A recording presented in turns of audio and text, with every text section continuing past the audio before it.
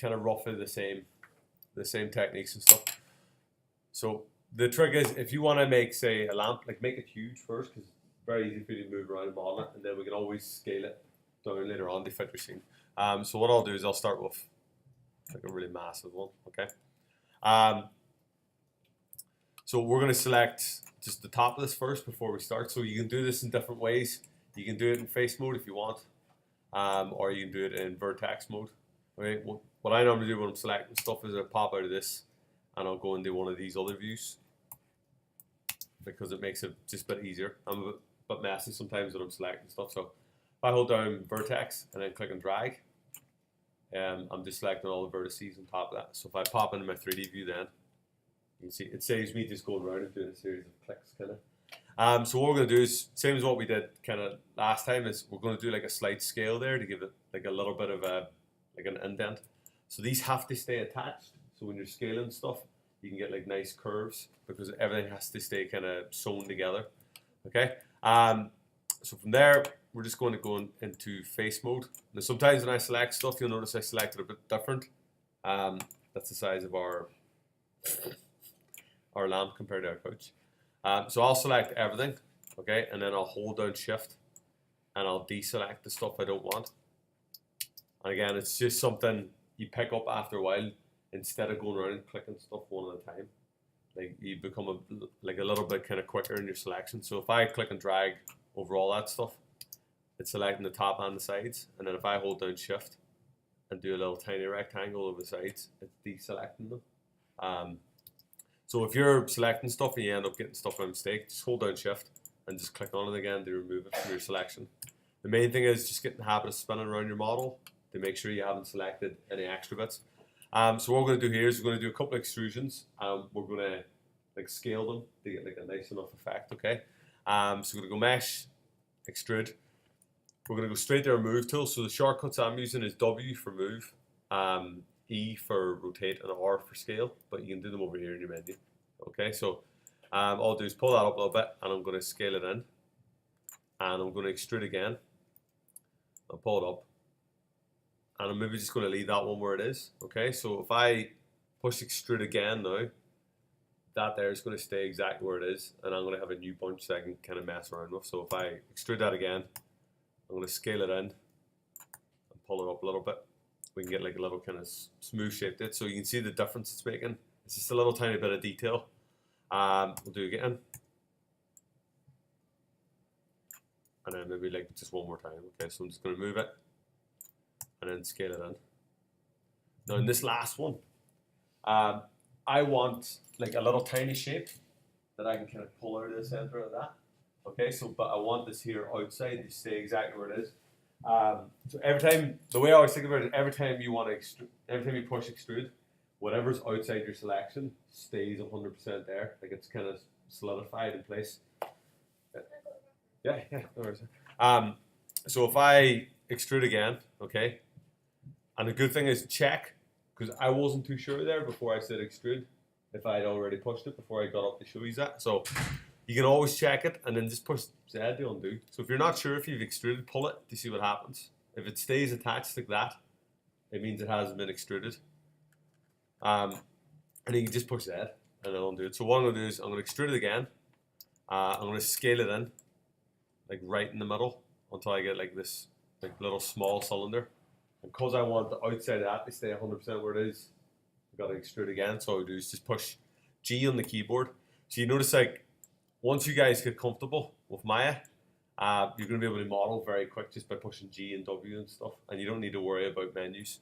The shortcut for extrude, It's the last tool you use. So if I was doing the edge loop tool, G would bring up the edge loop tool. Command G or Just G. So it always becomes like your last key. You'll notice as well, it kind of appears over here in your menu sometimes. But G will always be like the last tool you use. So if you're constantly doing the paint tool, like a couple months from now, it's always G, and that'll bring up. Or if you're constantly making cubes, G will always do that. So it's just whatever you use last. So it's quite handy. So what we're gonna do is we'll do a little bit of like just pointless detail here as well. So if I push G, that extrudes it. I'm just gonna pull it up a little bit, scale it out. So when I'm scaling these cylinders, I'm using the middle one because it's going in all directions. You could do something weird just go in one direction if you want. I'm just going to push G. I'm going to pull it up a little tiny bit again. And then I'll just do it one more time. And then we'll go back to what we were doing before. And then I'm just going to pull it way up. Right? And that's going to be the top of our, and we can scale that later on. Okay, so that's going to be the top of our kind of like lamp stand. Okay, so from there, what we're going to do is we're going to use just a different shape that we haven't really used yet, which is a pipe. Okay, so shift that out to one side because we don't need it. So your pipe tool's here. Don't mix it up with a torus. The torus is this weird shape here. It's like a donut shape. Your pipe's just here. So pipe, you get three options. Your radius, your height, and then your thickness. Okay, so if I make it really big to begin with, that's just me setting the radius. That's me setting the height. And then that's me setting the thickness. Okay. Now once you make something, I haven't shown you like much over here yet. Okay. Once you make something in Maya, all the options for it are here. If you can't see it, it's a little folder here. Okay, so it's your attribute editor. So here is the stuff that went into making this polygon pipe. So I can actually just change this on the fly. It's by turning it up and down. I can say I want it to have more divisions, less divisions. I can divide it that way. Okay, so if you wanted to do something like a 5-sided one, all you do is put in 5 there. And then you can get like different shapes off exactly the same tool. Okay.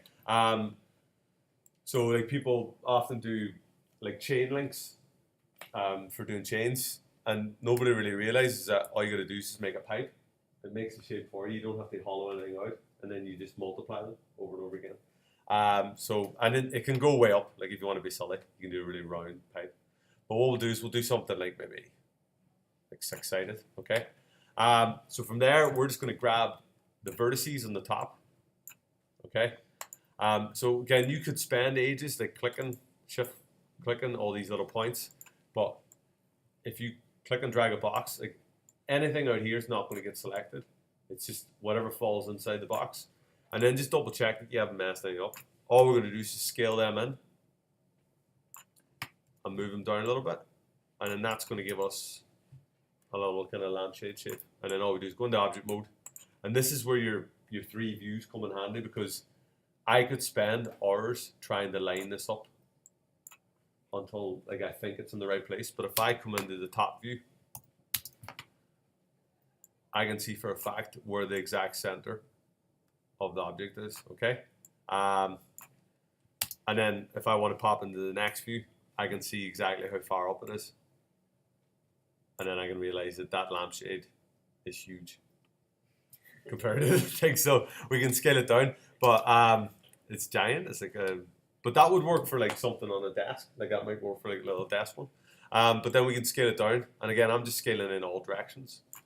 And then you can line it up. So this is where like, I know I said like you model in the 3D view quite a bit, but you'll use the side views for doing little tricks, like little kind of accuracies that most people won't do. Okay, so that's basically, it's 2 different types of shapes that just combine together. If you want to, like, obviously every time you move this around your scene now, you don't want to be having to select 2 at a time.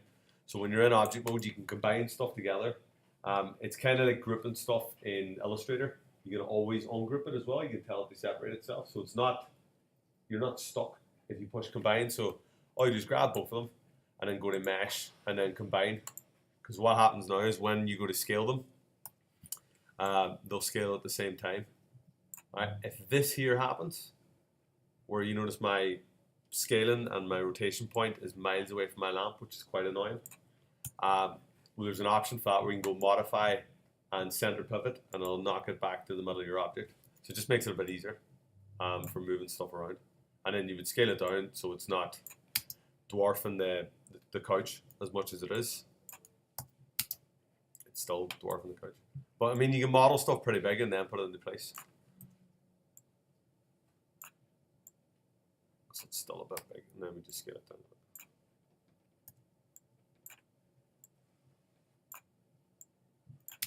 And then just position it in your scene then, just beside your couch. All right. So we give that a try, guys.